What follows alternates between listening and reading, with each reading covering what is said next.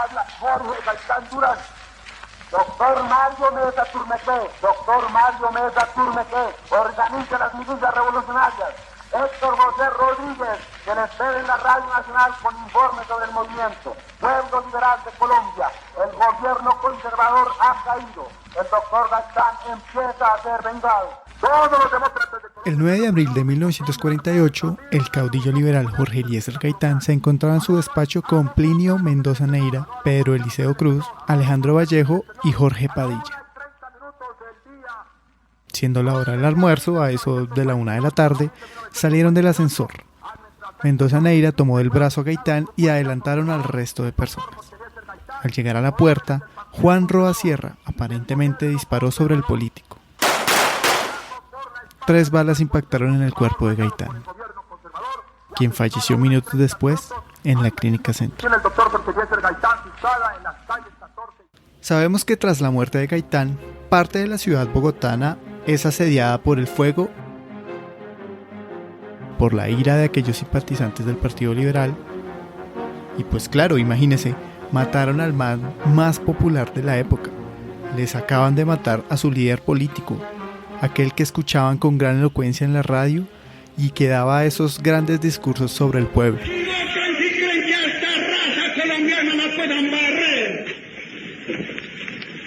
Que nos hablen de esto los candidatos de la oligarquía. A los pueblos no se les puede robar el sentido de su nacionalismo.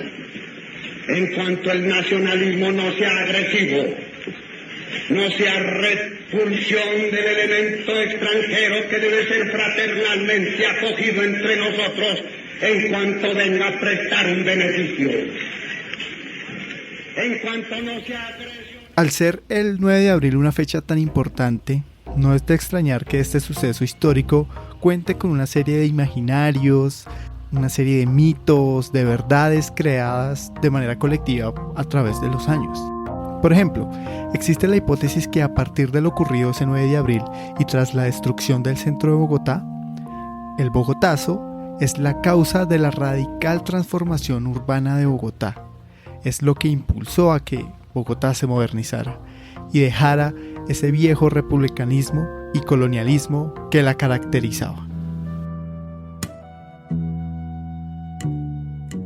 Esto es Volver al Presente, el podcast en el que sus historiadores de confianza vamos al pasado para darle sentido a nuestro presente. Hoy estamos con nuestro querido colega Felipe Arias. Felipe, ¿cómo estás? Hola Elvis, un saludo para ti y para toda la gente que sigue Volver al Presente. Yo soy Elvis Rojas, nos pueden escuchar en Spotify, Google Podcasts, YouTube y donde sea que escuchen sus podcasts. En este episodio vamos a preguntarnos por los mitos del Bogotazo y si el Bogotazo fue el punto de inflexión del cambio urbano en Bogotá. Así que sin más, vámonos al pasado. Bueno, otro 9 de abril más, querido Felipe. Sí señor, una fecha que de las pocas del año en las que tienen la audacia el público de creer que somos necesarios los historiadores para la sociedad. Entonces, para acercarse al 9 de abril hay muchas maneras, ¿no? Podemos desde el Gaitán, desde las elecciones y jugadas políticas que habían, desde los antecedentes del conflicto que había, una forma de acercarse a este tema, a este día, y es lo urbanístico. O sea, ¿cómo queda Bogotá? ¿Qué papel juega Bogotá, esta ciudad, en este fatídico día en que muere Jorge Eliezer Gaitán? La pregunta, y lo que yo quería decirte era como, ¿cuál es este rol que empieza a desenvolver Bogotá? Sucede el asesinato de Jorge Eliezer Gaitán y sabemos que las personas, pues obviamente irascibles, estas hordas de personas enojadas, pues porque acaban de asesinar a su líder político, descargan toda esa ira contra algunos edificios, contra ciertas casas o puntos estratégicos. Entonces, ¿cómo se desenvuelve Bogotá en ese 9 de abril de 1948? Bueno, hay una cosa importante y lo primero que hay que anotar. Sería necio negar el impacto en la cultura y el impacto en la psicología colectiva que tiene una fecha como el 9 de abril de 1948. Pocas fechas, podemos decir, en la historia de Colombia se les ha construido colectivamente ese valor. El 9 de abril tiene esa característica desde muchos aspectos, desde la construcción de un mito principalmente. O sea, un montón de de sometimiento a los vaivenes de la memoria, de la imaginación, si se quiere, que han convertido esta fecha en un mito para la memoria colectiva de nuestro país. Hay que tener mucho cuidado cuando uno usa el término en contextos de divulgación, porque mucha gente asume que cuando uno está diciendo que el 9 de abril o el Bogotazo es un mito, está uno negando la existencia objetiva de hechos que ocurrieron en esa fecha. Gaitán fue asesinado, sí, no es que el tipo se escapó y puso un doble a que le disparara, no, Gaitán fue asesinado. Los seguidores de Gaitán protestaron violentamente contra este suceso, se generó una evidente crisis política y social derivada de estos hechos. Hubo destrucciones considerables en el espacio material del centro de Bogotá. Todo esto es cierto. Entonces, ¿de qué hablamos cuando hablamos de un mito? Entonces, hablamos de que es un hecho tan sometido a la psicología colectiva y a la memoria que colectivamente también hemos construido una serie de verdades alrededor de estos hechos que han necesitado ser evaluadas y revisadas por la historiografía, por supuesto, profesionalmente, pero también por otras formas de construcción de memoria histórica que han contribuido también a esta revisión. Para mencionar, por ejemplo, por algunas cosas, también de esa construcción mítica. Asumir el 9 de abril del 48 como el inicio de la violencia bipartidista en Colombia. Uy, sí. Sí, ese es un ejemplo notable, que todavía mucha gente lo asume de esa forma. Y pues no, hay una cantidad de factores desencadenantes, hay una cantidad de antecedentes, estamos hablando de procesos que por lo menos podemos remontar a las elecciones de 1931, por ejemplo. Tenemos una cantidad de episodios de intransigencia política, del lenguaje que se usaba en la época, que nos da razón de que, si bien es un suceso importante el asesinato de Gaitán, no es necesariamente el origen de la violencia. Tenemos otras expresiones de ese mito, por ejemplo, toda la construcción alrededor de la excepcionalidad política e histórica de Gaitán como el intérprete único de las masas obreras y campesinas, cuando pues a la luz de la historia nos podemos dar cuenta que Gaitán, o la popularidad de Gaitán y el fenómeno político de Gaitán, es más bien hijo de un proceso de casi 2 décadas de reforma social desde la elección de Enrique Olaya en el 1930 hasta el asesinato de Gaitán y toda la irrupción, digamos, en el país de una cultura de masas en la que también pues, se ve permeada la política al ser un asunto tan importante en la vida pública de los colombianos del periodo, donde es precisamente en ese contexto donde emerge y donde hay que identificar también a otros personajes, ¿no? Por supuesto, un Alfonso López Pumarejo, mucho más recordado, o a un Gabriel Turbay, como un personaje que también hay que mirarlo en paralelo a Gaitán, en la medida en que él no es asesinado, su muerte a destiempo también construye su propio mito, ¿no? No, y sumado a todo esto, pues el ascenso de los medios de comunicación y la masificación de los discursos políticos, pues también ayuda a que un personaje como Gaitán crezca. Un tercero que podemos mencionar también y que pues tal vez no nos da tiempo aquí de profundizar, para el próximo 9 de abril lo podemos hacer, y es canalización de toda la memoria del 9 de abril del 48 a Bogotá, el Bogotazo, sí, frente a una situación que, si bien es importante identificar lo que ocurre en el principal centro de poder, el principal centro de interacción de las élites bipartidistas, es un episodio de violencia y de perturbaciones del orden que se extiende a todo el país. El profesor César Torres, cuando suele hablar de estos temas, es enfático en hablar de colombianazo,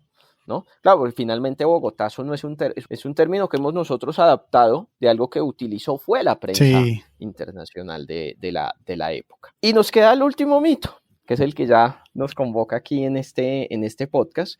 Hay que unidad de materia, como en las tesis, como todo en la vida, y es ese lugar que tienen los incendios y los saqueos en el imaginario colectivo, en la historia de Bogotá, de atribuirle a este suceso una suerte de espíritu que arrasó con la ciudad y que forzó a la modernización material de la ciudad, ¿no? Entonces, una ciudad supuestamente anclada en el periodo colonial, y que a partir de los incendios y saqueos del 48 se destruye casi que por completo, y que eso fuerza a que la ciudad se modernice. Y ligado además a otra, digamos, construcción también de esta mitología del contexto, que si entonces el asesinato de Gaitán es el origen de la violencia también generó la migración a la ciudad y por lo tanto también su crecimiento y la necesidad forzosa de plantearse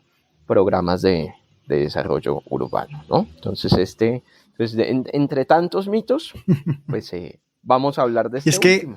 Que el 9 de abril, como bien hiciste ese gran resumen de los mitos, es una vaina loquísima. Cuando uno entra a interactuar en las personas, ve en las redes, pues estos defienden estas ideas con fervor, con nociones pues muy arraigadas y lamentablemente desde un desconocimiento de nuevos y ni siquiera nuevos, de estudios que desmienten pues totalmente esto, ¿no? E intentan aclarar este panorama que la prensa muy bien nos ha dejado, la prensa de la época sobre este día tan fatídico. No, claro, y esa construcción, digamos, del mito del lugar del bogotazo en el desarrollo urbano, hay que analizarlo también a la luz de la sociedad que vivió, que padeció estos sucesos y que de cierta manera también los propició.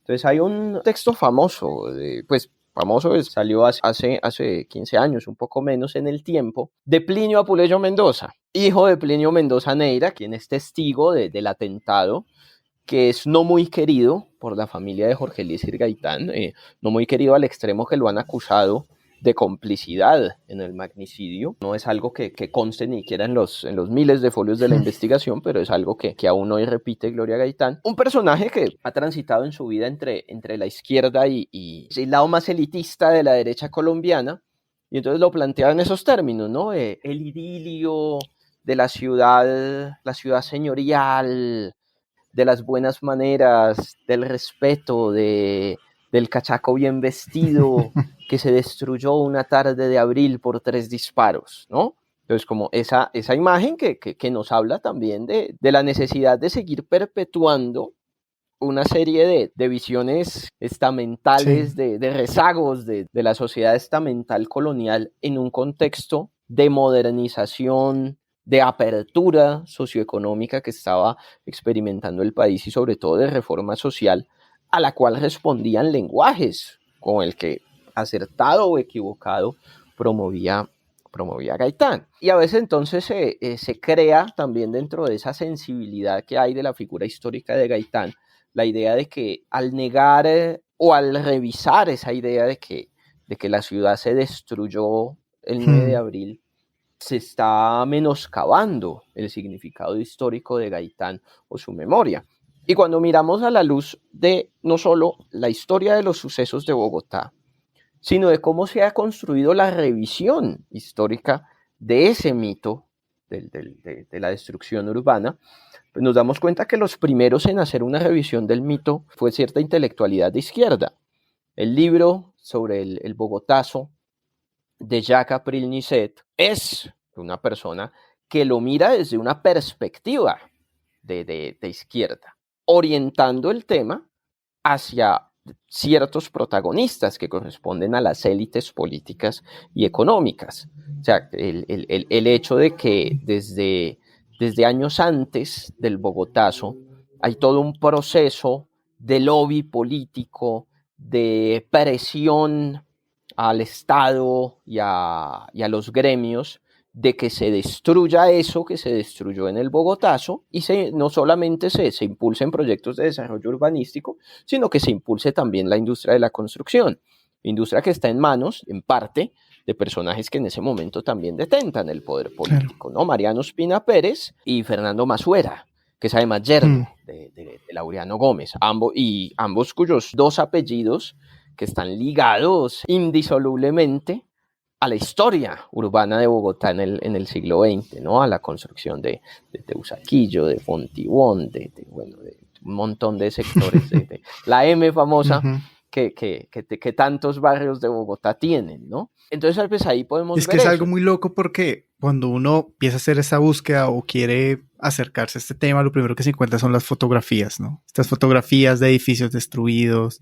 de tranvías incendiados, de muchas personas. Cuando uno lee los titulares de esa época eran saqueos, muertos, edificios, escombros.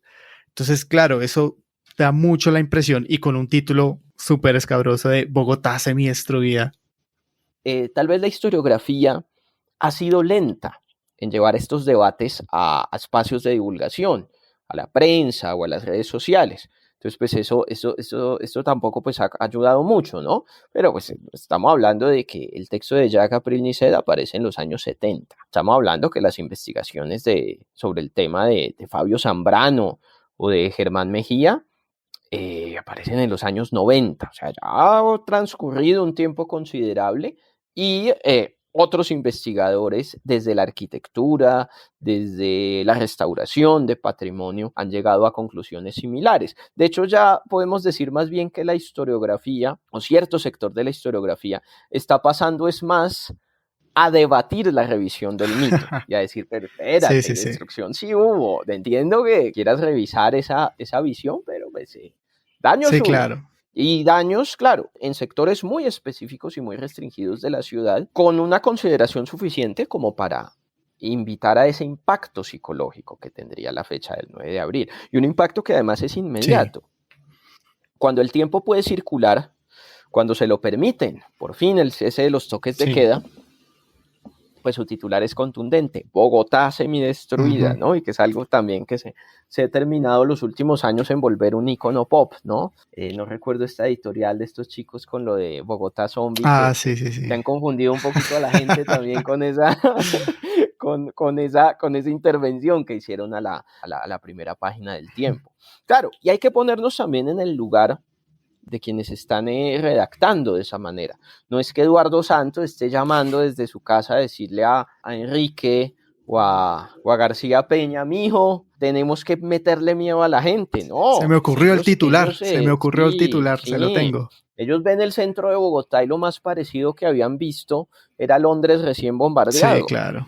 Entonces, claro, para el imaginario de una ciudad que se seguía viendo como la ve todavía el señor Plinio Apuleyo, donde lo que significa también Bogotá para las élites políticas, el espacio de convivencia de los partidos. Sí hay violencia, pero allá en los pueblos, y no son liberales y conservadores, ¿no?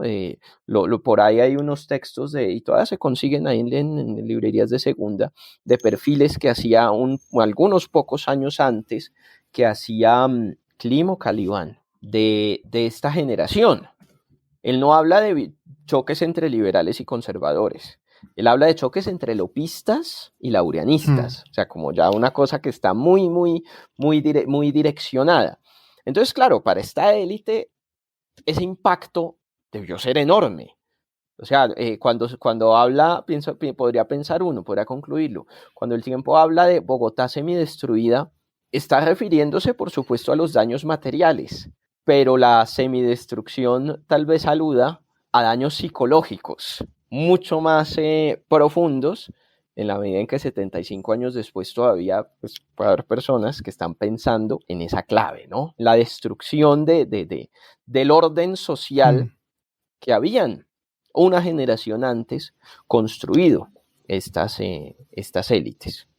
¿No? Y hay una serie, lo que tú mencionas, de fotos escalofriantes que se han recuperado principalmente de Sadi González en este famoso libro del saqueo de una ilusión, y bueno, y otros archivos fotográficos también, sobre todo desde el esfuerzo de la familia de Jorge Eliezer Gaitán por recuperar su legado. Ahí encontramos esos testimonios y que circularon en la prensa, pero mientras trascendió de una manera tan magnificada toda la alusión a los daños materiales reflejado en ese lugar que se le ha dado exagerado en la historia de Bogotá, durante generaciones se hizo muy poco con el reconocimiento de las víctimas, sí. ¿No? Los muertos se convirtieron, sí, en una foto que vemos, pero pues de la misma manera el anonimato, ¿no?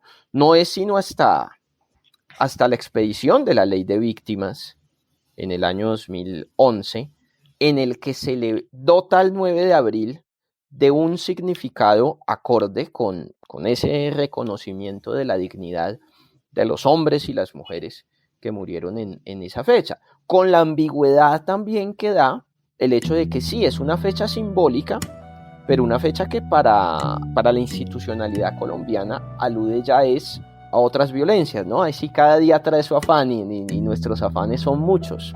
En nuestros días son pocos en Colombia. Nos hacen falta muchos 9 de abril para poder cerrar este tema, así que sigamos la conversación por nuestras redes sociales o nuestro Discord. Nos pueden seguir en redes sociales como @podcastrah y nos pueden escuchar en Spotify, Google Podcast o donde sea que escuchen sus podcasts.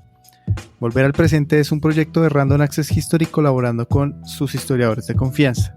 Hoy escuchaste las voces de Felipe Arias y yo, Elvis Rojas, @Elvis con Z Rojas. La producción y edición del episodio estuvo a cargo de Elvis Rojas y muchas gracias por escucharnos y nos vemos en el futuro.